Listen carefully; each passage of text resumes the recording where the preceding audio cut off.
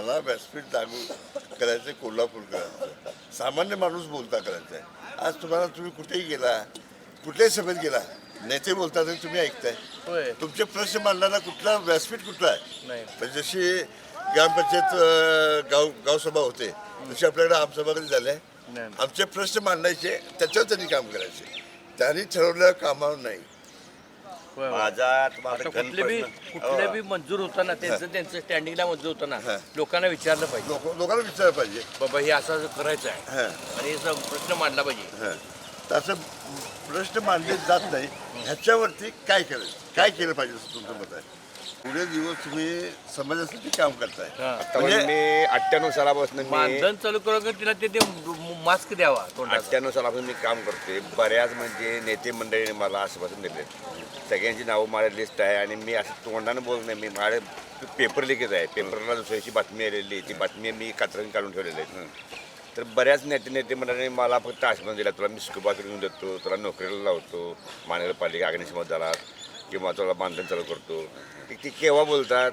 ज्यावेळी एखादं कोणतं बोललं असलं ते काढेपर्यंत एकदा काढून झालं की झालं, परत विसरतात. दुसऱ्या दिवशी मला परत विसरतात. तुम्हाला काही मानधन मिळतंय किंवा मानधन काही मिळत नाही, काही नाही. मी असं निस्वार्थीपणे काम करतोय. गरीब असलं मी पैसे म्हणजे आतापर्यंत कोल्हापूर शहरामध्ये म्हणजे पहिली गोष्ट म्हणजे पंचगंगा नदीचं जे प्रदूषण झालेलं आहे, कित्येक वर्ष झालं आम्ही ऐकतोय ते आम्ही हे करतो ते करतो, पण त्याबाबतीत काही झालेलं नाही. पंचगंगेचा परिसर अतिशय घाणेरडा झालेला आहे.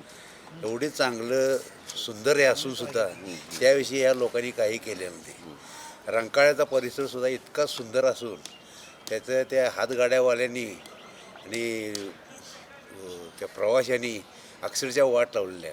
उघड्यावर संडासला बसणे, उघड्यावर लघवीला बसणे, असे या तऱ्हेने पंचगंगा आणि रंकाळा म्हणजे जे कोल्हापूरचं मोठं सौंदर्य होतं ते सगळं घालवलेलं आहे. शहरातले रस्ते अक्षरशः दुर्दशा झालेल्या आहे. त्या बाबतीत या लोकांनी काहीच केलेलं नाही. पार्किंगची सोय नाही. एवढा मोठा ओघ प्रवाशांचा इथं आहे, त्यांच्या पार्किंगचा काहीच सोय नाही आहे. मग ह्यासाठी तुम्हाला काय वाटतं, काय केलं पाहिजे? ह्यासाठी महानगरपालिकेनं हे सगळं बघितलं पाहिजे ना. ते तर निवडून जाणाऱ्या लोकांनी हे सगळं केलं पाहिजे. मग इतके वर्ष यांनी काय केलं असा आम्हाला प्रश्न पडतोय. पण लोक काय म्हणतात, आम्ही मतं विकत घेतोय आणि त्याच्यावर निवडून येतोय. म्हणजे तुमच्या मतावर हे अतिशय चुकीचं आहे. लोकांनी पैसे घेऊ नयेत, खानावळीत वगैरे जेवायला जाऊ नये, त्याने प्रामाणिकपणे मतदान करावं आणि उमेदवारांनी पण त्यांना पैसे वाटू नयेत. ही जी काही प्रथा चाललेली आहे हे लोकशाहीला अत्यंत घातक प्रथा चालू आहे.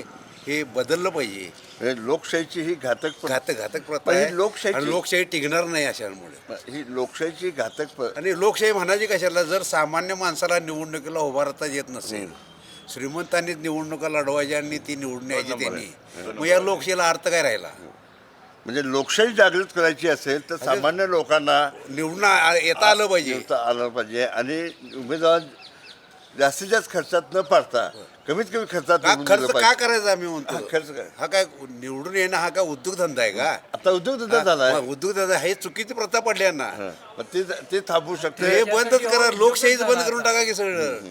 काय उपयोग आहे? म्हणजे थोडक्यात कोल्हापूरचा शुद्ध नागरिक हे प्रथा बदलू शकतोय आणि कोल्हापूरात जे घडतंय ते महाराष्ट्रात आणि भारतात घडू शकते. थोडक्यात ज्या लोकशाही देशात आपण जातो त्याचीच आता विटंबना चालली असेल.